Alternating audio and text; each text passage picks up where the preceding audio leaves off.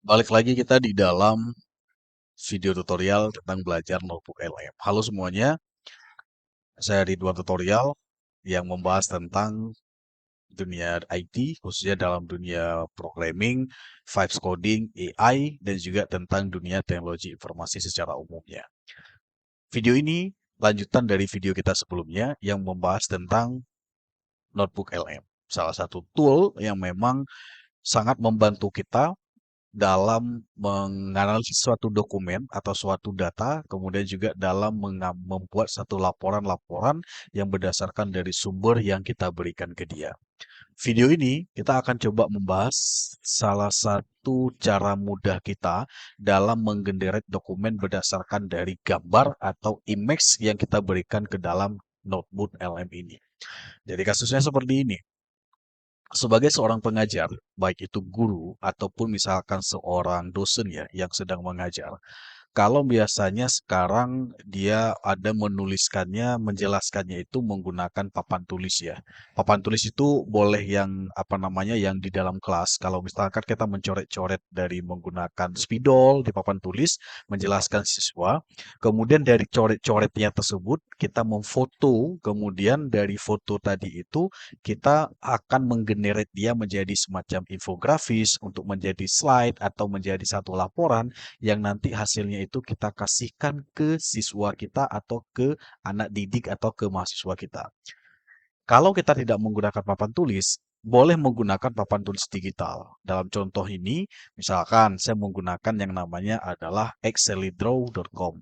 Nah, kalau misalkan ini saya mengetik menggunakan papan tulis digital seperti ini, saya tinggal menuliskannya adalah dengan yang menggunakan mouse ya, yang seperti ini. Nah, contohnya yang saya menggunakan ini adalah yang ini saya reset dulu. Ini saya open yang sudah ada ya. Saya buka yang sudah ada saja. Contohnya kalau misalkan saya membukanya menggunakan yang sudah ada saja sebentar. 2025 ada. Ini dia. Open. Dan ini yang sudah jadi ya, yang ini ya, yang sudah saya ajarkan ke mahasiswa saya. Ini ya contohnya ya. Ini contohnya. Jadi ini kita bisa mengetiknya ini dengan melakukan yang misalkan membuat coretan yang seperti ini, kayak gini ya. Menulis lah ya. Menulis ataupun misalkan dengan menggunakan teks yang ini. Kemudian kita seleksi, kita menjelaskan yang bentuknya seperti ini. Ini kalau menggunakan papan tulis digital yang menggunakan apa namanya aplikasi namanya Excellitraw. Dan ini dari ini semuanya kita nanti bisa menyimpannya dalam bentuk gambar atau dalam bentuk ini ya SVG ya tipe gambarnya. Dan ini nantinya akan kita jadikan semacam catatan bagi kita untuk memberikan kepada mahasiswa kita. Persoalannya di sini adalah kalau misalkan kita mencoret-coret di papan tulis yang bentuknya seperti ini, tentu kalau ini kita kasihkan ke mahasiswa, terkadang dia agak bingung nanti menjabarkan apa poin-poin penting yang dibahas di dalam coretan-coretan kita yang ada di sini. Nah, kondisi ini dua kondisi ya, papan tulis manual atau papan tulis digital seperti ini, atau yang sering di sekolah sekarang dilakukan adalah menggunakan smartboard. Smartboard ini ya, saya ketik Google, oh sorry, ini ya yang smartboard ya. Smartboard misalkan yang ini ya, yang papan tulis yang bentuknya seperti ini. Ya, dicatat ini biasanya di sekolah, di sekarang udah banyak digunakan ya. Nah, kita bisa mencoret-coret di papan tulis di sini. Kemudian hasil coretan-coretan ini kita mau jadikan dia sebagai slide atau kita mau jadikan sebagai laporan. Artinya kita tidak perlu mengetik ulang lagi. Nah, atau kita mau jadikan dia sebagai suatu dokumen. Bagaimana caranya? Kita bisa menggunakan notebook LM. Nah, itu ya akan saya praktekkan hari ini. Di video ini maksud saya. Caranya gimana? Saya contohkan kayak gini. Ini adalah dokumen yang udah saya ketikkan ya. Saya tidak mulai mengajarkan bagaimana cara mengetik di Excellitraw ini. Ini kalau mau tahu caranya, cara membuat Excellitraw ini, ada di channel YouTube saya di sini ya. Tutorial ini, pokoknya ada di sini lah. Yang cara menggunakan Excellitraw ada di sini. Ada saya bahas tuh, yang menggunakan bagaimana belajar tentang ini ya. Nah, ini Excellitraw ada di sini. Nah, silakan dinonton saja di video di dalam channel saya. Nah, sekarang kasusnya kayak gini. Saya sudah mencoret-coret papan tulis digitalnya, seperti ini, yang hasilnya ini. Misalkan ini ya, saya hasilnya kayak gini. Ini beberapa catatan saya ya. Nah, ini ada beberapa catatan saya. Ini contohnya yang untuk ini ya. Ini yang studi kasus, saya coba buka. Yang ini. Nah, ini yang sudah saya hasilkan ini. Ini hasil coret-coretan saya di dalam apa ya? Dalam itu tadi ya. Dalam apa istilahnya? Dalam Excel Draw tadi. Ini ya. Jadi ini saya lakukan ketika saya apa namanya menjelaskan kepada mahasiswa, saya menjelaskan dalam bentuk coretan-coretan seperti ini. Nah, ini gambar, ini gambar yang saya hasilkan dari itu tadi, dari apa namanya menggunakan papan digital tadi. Saya foto atau saya ekspor menjadi gambar. Nah, dari gambar ini saya mau jadikan dia ke dalam laporan atau dalam bentuk slide atau dalam bentuk geografis atau dalam bentuk podcast. Bagaimana caranya? Saya tinggal menggunakan notebook LM. Caranya gimana? Nah, sekarang saya akan demokan caranya. Nah, caranya seperti ini ya. Bukan notebook LM, kita buka notebook LM ya, yang tadi, yang ini. Kemudian, seperti biasa, kita klik new notebook, kemudian misalkan ini kita pilih sumbernya, karena tadi adalah sumber kita dalam bentuk gambar, jadi pilihannya adalah upload file, upload file. Karena gambar itu ya file, gitu. File itu macam-macam ya, ada PDF, ada Word, ada Excel, ada apa namanya gambar itu file. Kita pilihnya adalah file. Kemudian kita ambil file yang tadi, yang gambar yang saya udah jadikan gambar tadi, yang coret-coretan tadi. Saya ngambilnya di sini, kebetulan saya simpan di OneDrive, perkuliahan, ini ya, di dalam mata kuliah algoritma, ini, saya ngambil yang gambar ini ya, studi kasus ini. Ini. Oke. Atau dua-duanya juga boleh. Ini ada gambar satu lagi, duanya saya ngambil dua, ini. Kemudian saya open. Nah, setelah saya open, dia akan langsung menggenerate ke sini. Menggenerate ke dalam sumber yang akan kita jadikan sebagai laporan akhir nantinya. Kita tunggu dia sampai proses menguploadnya. Ini saya close dulu ya, biar dia cepat ada di sini. Oke, kita tunggu proses mengupload filenya, biar dia langsung dibaca oleh si notebook AI ini. Nah, kita tunggu sebentar. Ini kebetulan agak karena gambar ya, jadi dia perlu membaca dulu semuanya apa intisari yang ada di dalam gambar tersebut. Kita tunggu proses daripada analisisnya.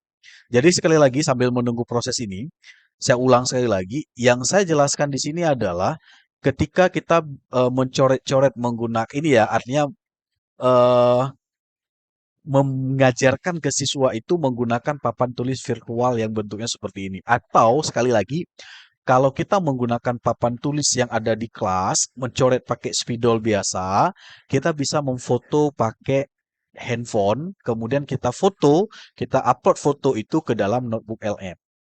Ataupun kalau menggunakan smartboard yang bentuknya seperti ini, smartboard ya, yang papan tulis smartboard seperti ini, kita juga bisa memfotonya. Jadi yang telah kita coret-coret di sini, difoto saja pakai handphone, kemudian gambarnya diupload ke notebook LM yang bentuknya nanti akan jadi file yang nanti akan dijadikan referensi untuk kita analisis dan kita buat generate dalam bentuk dokumen-dokumen yang bentuknya seperti ini.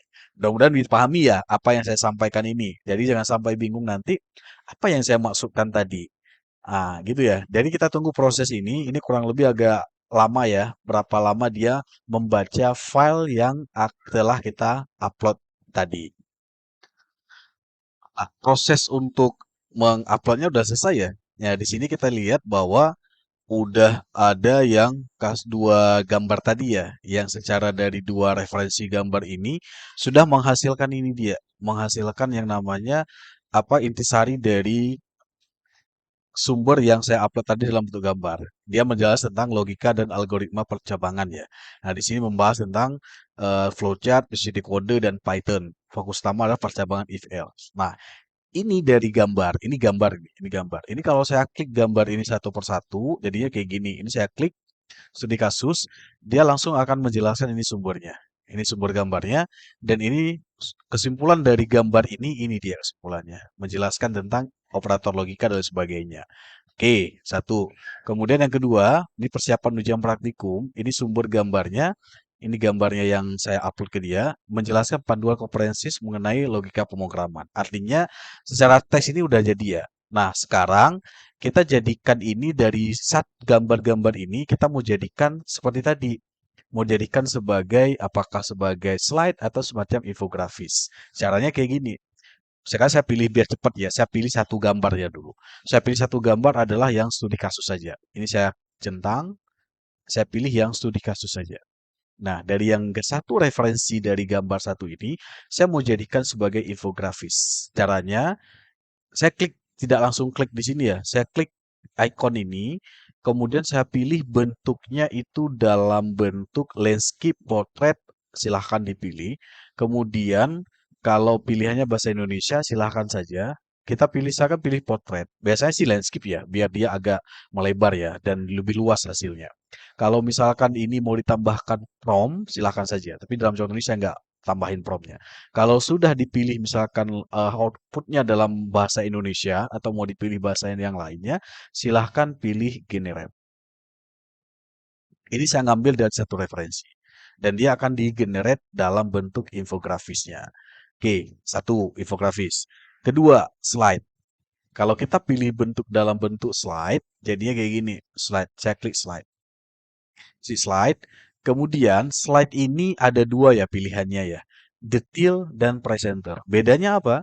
Kalau detail ini dia akan memberikan jumlah slide-nya itu kurang lebih sampai lewat 10 halaman. Lewat 10 slide. Bisa saja sampai 13 atau ada yang sampai 15. Tapi tergantung dari sumber teks yang ada di dalam referensi kita. Ini tergantung. Opsinya mau dipilih detail boleh, mau dipilih presenter juga boleh. Ini terserah di kita. Presenter ini lebih ringkas. Lebih ringkas. Dia bisa saja menghasilkan cuma 8 slide atau 7 slide. Dan dia fokusnya adalah clean. Clean ini artinya hasilnya lebih bagus. Kemudian visualnya lebih ini ya, talking point artinya fokus kepada poin-poin penting yang ada di dalam gambar yang kita jadikan referensi tadi. Nah, dalam contoh ini saya pilih presenter saja. Tapi kalau mau diambil yang ini silakan saja. Nah, ini length panjang bisa jadi short. Short artinya pendek ya, lebih ringkas lagi. Kalau saya pilihnya adalah the full saja. Nah, ini seperti biasa, pilihan outputnya apakah bahasa Indonesia atau bahasa Inggris. Nah, kalau ini adalah, saya nggak bahas dulu prompt tambahan dulu ya. Nanti di video berikutnya kita bahas tentang bagaimana mengetikkan prompt tambahan untuk memperdetil apa yang kita inginkan dari laporan ini. Kalau sudah, pilihannya klik generate. Maka nanti slide-nya akan langsung dibuatkan yang generate slide yang bentuknya seperti ini. Udah dua, kita ini kan. Kita tinggal tunggu hasilnya saja. Nah, logika validasi sudah jadi.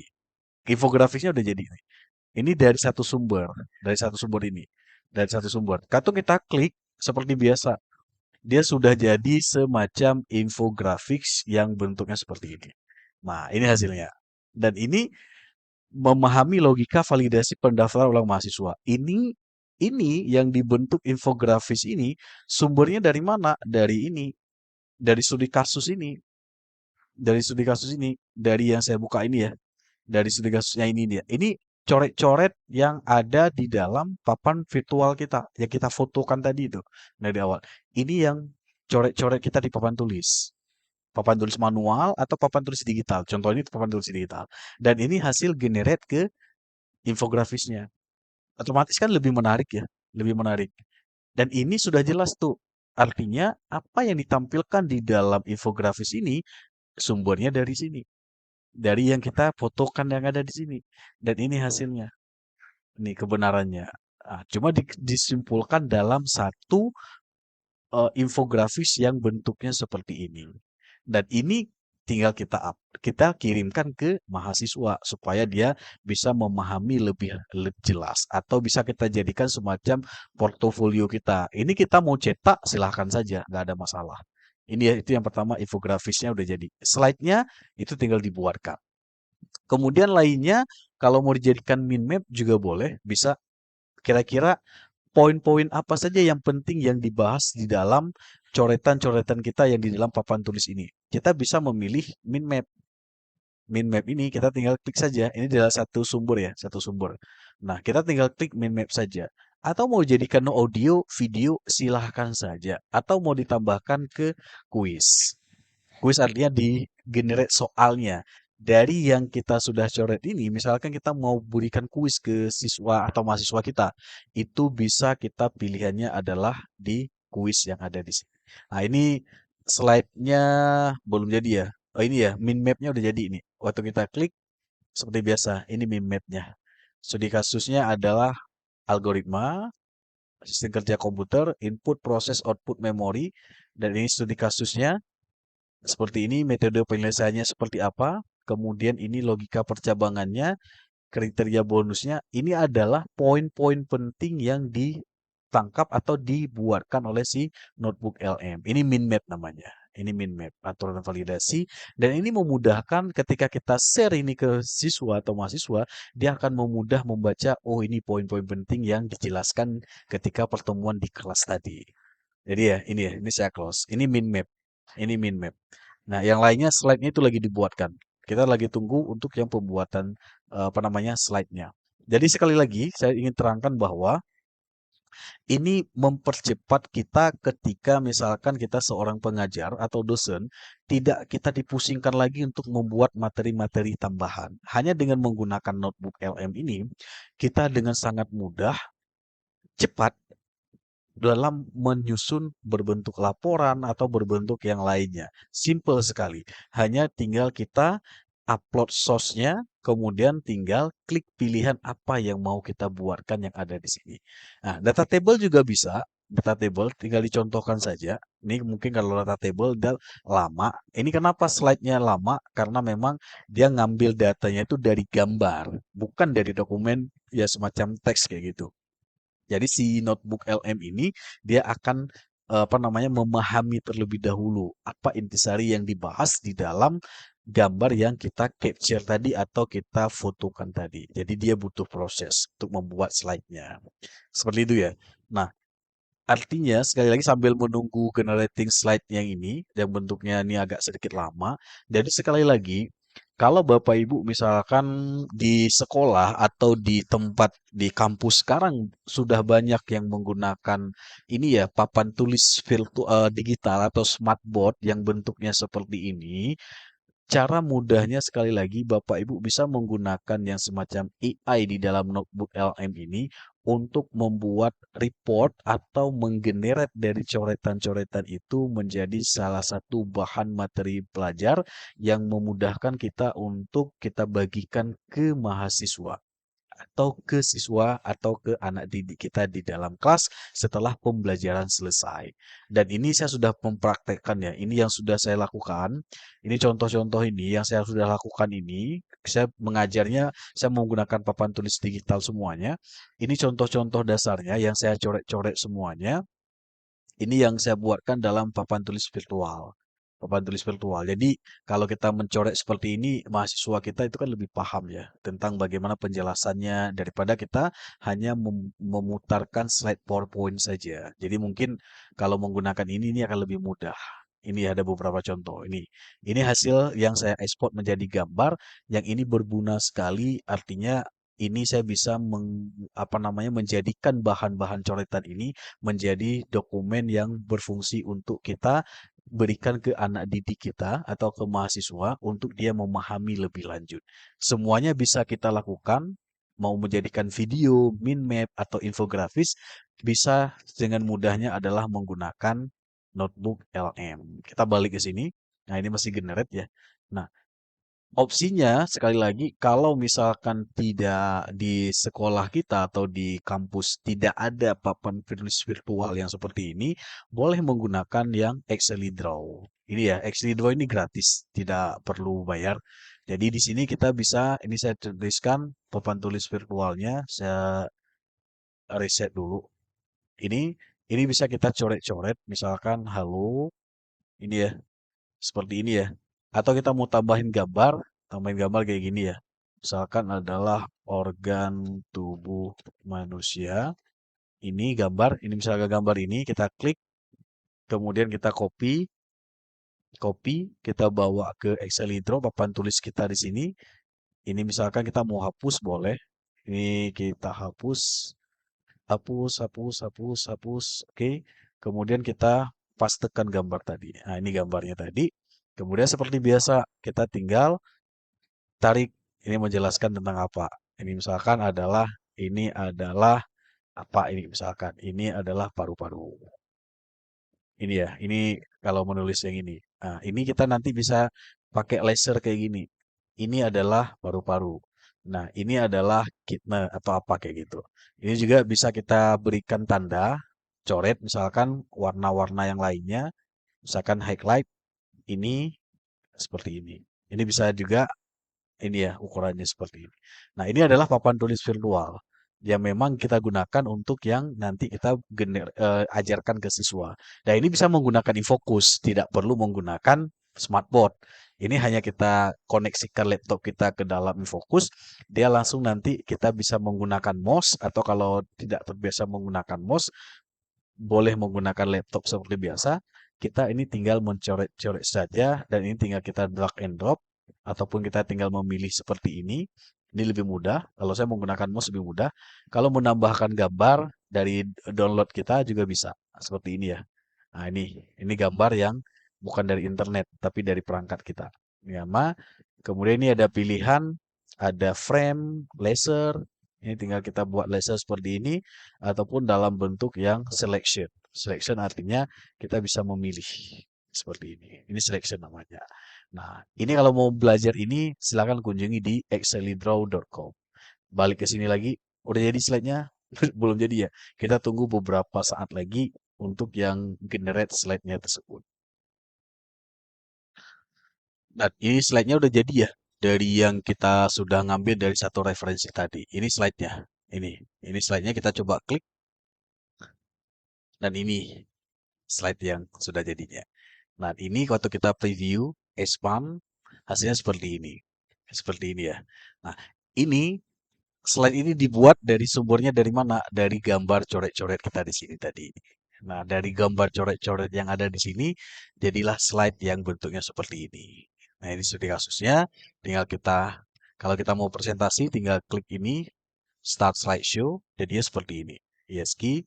Kemudian tinggal kita, ini kan, ini alur pikir programmer, hasilnya seperti ini. Ini visualisasinya menarik, seperti ini, oke. Dan ini studi kasusnya, ini logikanya, dan hasilnya juga sudah menggambarkan dari yang ada di dalam coretan-coretan kita di sini. Coretan seperti ini. Kalau ini bentuk coret, ini bentuk visualisasinya. Dan ini dia eksekusi kodenya. Ini studi kasusnya sampai dibuat berapa slide ya? Sampai 14 slide dibuatnya. Ini dia. Oke. Nah, menarik ya. Nah, ini udah jadi lebih dari skala sintak. Nah, ini tinggal kita seperti biasa, tinggal kita download. Kalau mau di-download, download PDF atau kita share ke mahasiswa kita. Kita kirim ke emailnya kita. Kalau di-download, dia jadi PDF. Oke, kita simpan. Ini saya simpan di download, saya save. Dan dia sudah jadi file PDF. Ini PDF-nya. Nah, jadi PDF. Nah, ini PDF-nya.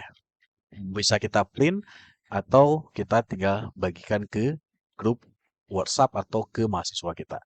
Nah, ini cara cepatnya bagaimana membuat rangkuman dari materi dari yang kita coret-coret di papan tulis virtual seperti ini, baik di smartboard ataupun yang lainnya, kita jadikan sebagai slide, sebagai mind map, atau sebagai infografis yang bentuknya adalah seperti ini. Ini infografis ya, ini infografis. Ini min map, bentuknya seperti ini. Kemudian satu lagi adalah dalam bentuk slide. Kalau mau dibuat dalam bentuk report, laporan juga bisa. Kalau dibentuk dalam video bisa, tapi ini saya tidak coba karena waktu prosesnya mungkin agak sedikit lama. Kalau dibentuk dalam data table juga bisa. Mau diciptakan kuis, silahkan klik kuisnya saja. Oke, itu ya sekilas ya. Ini kebetulan saya ngambil dari satu referensi saja. Kalau di kolom chat, kalau kita nggak centang, dia kan nggak aktif di sini. Nih, artinya dia berarti sumbernya dari satu ini. Kalau misalkan ini kita mahasiswa kita menggunakan Gemini ini, apa notebook LM ini, dia langsung bisa memahami, dia tinggal ketik-ketik aja di sini. Cara menggunakan logika and dan for dalam studi kasus, dia tinggal klik, jadi nanti akan dijelaskan berdasarkan apa itu logika and dan or yang ada di dalam gambar yang kita coret ini, yang menjadi referensinya. Misalkan ini kita mau bingung nih, mahasiswa kita bingung ini, apa sih sebenarnya yang dijelaskan di sini, tinggal kasihkan aja ke dia. Ah, ini dia, dari sumber yang Anda diberikan, dilakukan beberapa bla bla bla. Ini ada contohnya nih, ada contohnya. Nah, nah, kalau mahasiswa masih bingung, dia tinggal klik aja lagi di sini, klik aja di sini. Itulah kehebatan dari si notebook LM dalam menganalisis dokumen atau referensi yang sudah kita bahas ini.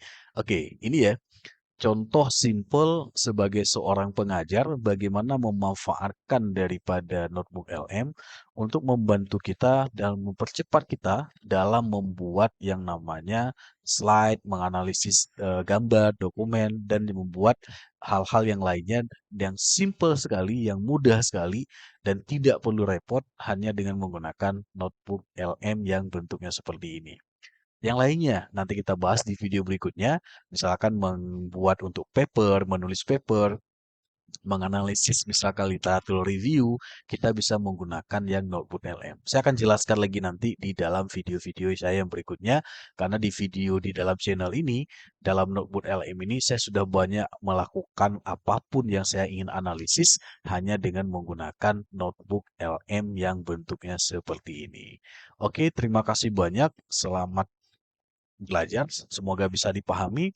Kita nanti akan membahas lebih lanjut di video-video berikutnya yang berkaitan dengan Notebook LM. Notebook LM suatu tool yang memudahkan kita dalam menganalisis dokumen dan mempercepat kerja kita dalam menganalisis suatu dokumen. Terima kasih, ketemu di video berikutnya.